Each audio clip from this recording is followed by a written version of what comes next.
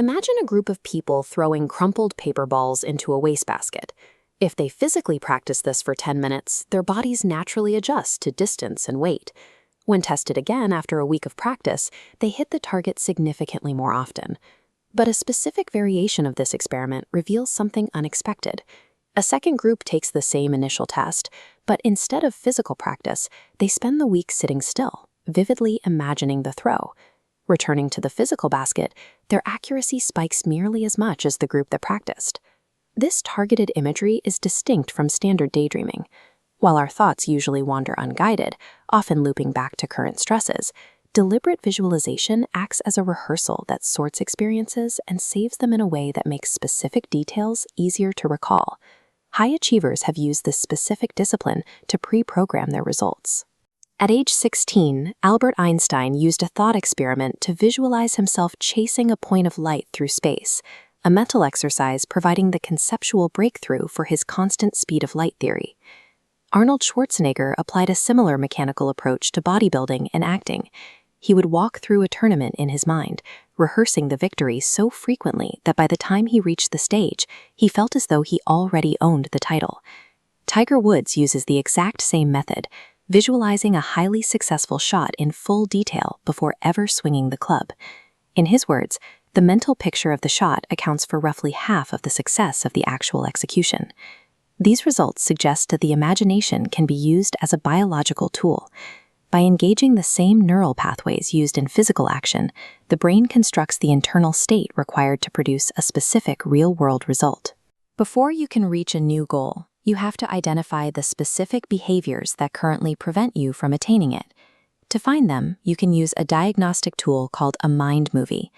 You sit quietly and mentally film a typical day from a third-person perspective, watching your actions as if you were observing a stranger. This third-person view provides a sense of detachment. It allows you to spot the hidden patterns you normally ignore, like a rushed, stressful morning routine, or the way a cluttered desk leads to chronic procrastination. Once identified, these scenes can be targeted for change. You pair a specific habit, like a disorganized morning, with a measurable goal, such as a calm 20-minute family breakfast, to serve as the new script for your visualization. Grand ambitions are effectively built from these smaller, editable scenes. By isolating specific behaviors, you can begin the process of rewiring how you respond to your daily environment. When you perform a task, specific neurons fire. Vividly imagining that task activates the exact same pattern. Through neuroplasticity, repeatedly firing the sequence physically reinforces those connections. This is most effective with biofeedback, forcing your body to feel the imagined scenario. If you are visualizing a successful presentation, you must imagine the smell of the room, the weight of your clothes, and your physical posture. Adding this sensory data prompts the nervous system to treat the mental rehearsal as a real event.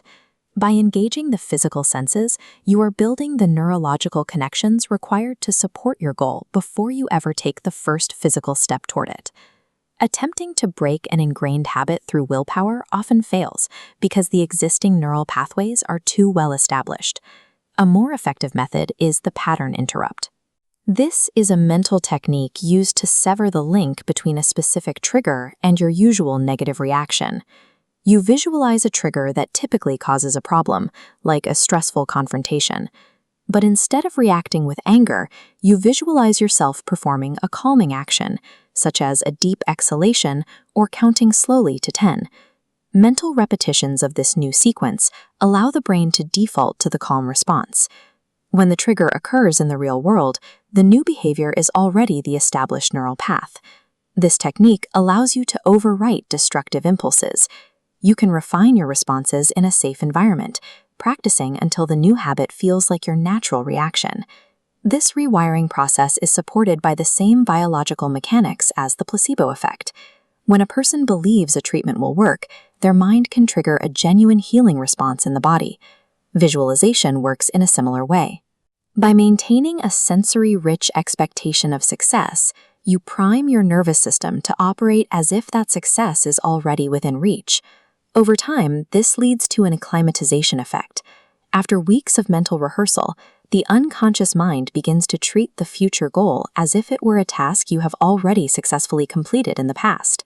When it is finally time to act, the usual hesitation is reduced. The brain believes it is simply repeating a familiar sequence, rather than attempting something entirely new. Structure and sensory repetition move the mind beyond passive daydreaming.